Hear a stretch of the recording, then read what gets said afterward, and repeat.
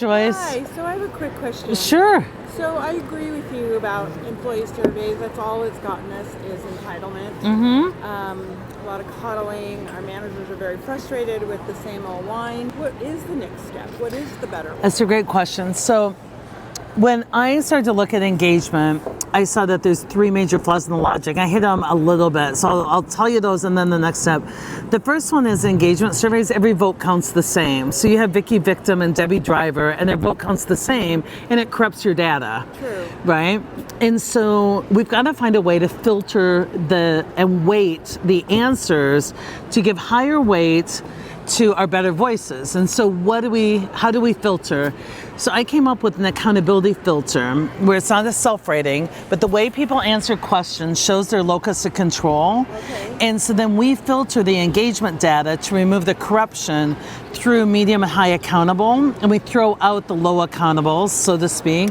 So for instance, I worked with a company, 68% of the overall engagement data said that people did not trust senior leaders. Okay, that question, I don't trust senior leaders. So they raised senior leaders to trust camp, and they said, let's see what the high accountable said. So we filtered on accountability levels. The high accountables had over 90% say they do trust senior leadership.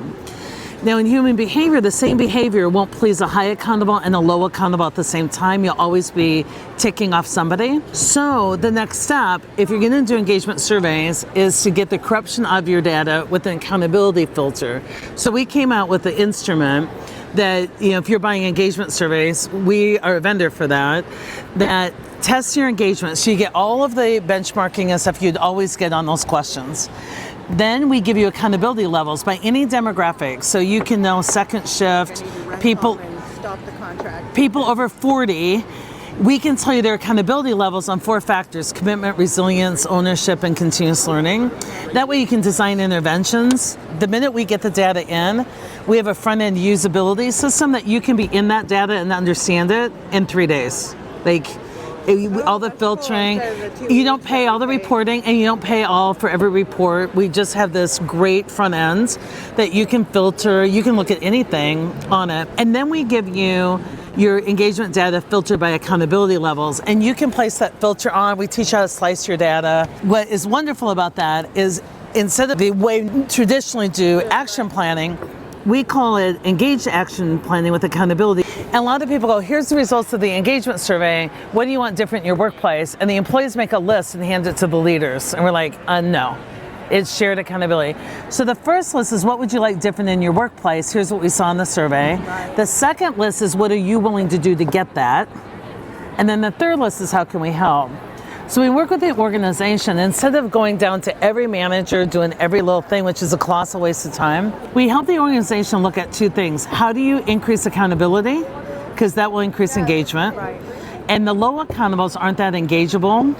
And so how do you use the systems you have to ensure that we don't have low accountables? But how do you increase accountability? And then how do you engage the high accountables? Very different questions. Which is where we're not spending a lot of our time. Exactly. The entitlement and getting no real results from that. And so we at least can give you the information, and then we have a lot of training and development and sustainability and stuff to help with that. But Yahoo did this classic thing, and it's an old example now, it's like 4 years old. To increase engagement, they allowed whoever wanted to work from home, also for real estate, rent reasons, and other things. So instead of having that be a reward that high accountables get, so when people say, "How you play favorites?" I say, "Yes, I do. Do you want to be one?" Right? If you want to work from home, here's how you earn it. And they gave everybody the option to work from home. And then they saw a productivity tank. And they decided work from home doesn't work. And they required everybody to come back. Right. And then all the high accountables quit. Not all of them, most of them. So everybody's trying to use benefits to engage people. And it's like, no, because you cancel that out when you lose productivity. You need to use your benefits. People say, well, there's not a lot we can do to reward people. I'm like, give the basic benefit package to everybody and then reward people with all these other things you call benefits. But because you're giving them out to everybody, it assumes right? The same level of accountability for everybody. People are a lot of times ask me, how do we get our executive team to understand this? I can preach to them all I want. Once I show them their data and the survey, and I'm like, yeah, people don't trust in your leaders. Oh, that's right, high accountables do. They get it. They're like, oh my gosh, I want to start favoring this high accountability. Well, which is the shift that needs to happen. Yeah. In order for us to be more effective. But you got to watch what you filter on. Too many people filter on performance, which is a skewed, screwed up metric, because that, no one has a bell-shaped curve when they're rating performance. And so we believe the magic metric is accountability, and we know we can measure it because they've been measuring it over time forever in the locus of control stuff.